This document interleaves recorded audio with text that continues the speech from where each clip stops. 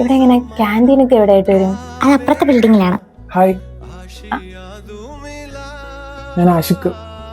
പരിചയപ്പെടാൻ വന്നതാ. എനിക്ക് തന്നെ പറ്റി ഒരു ഐഡിയ ഓൾറെഡി കിട്ടി.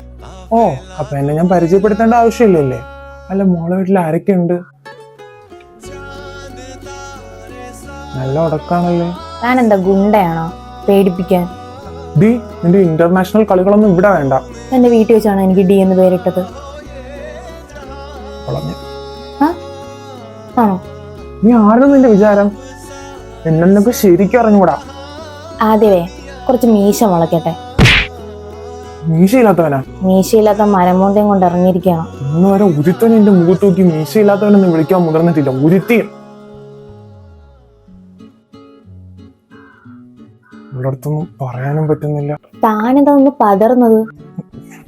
ഞാൻ പിന്നെ വന്ന് പറയാം. ഒന്ന് പോടാ.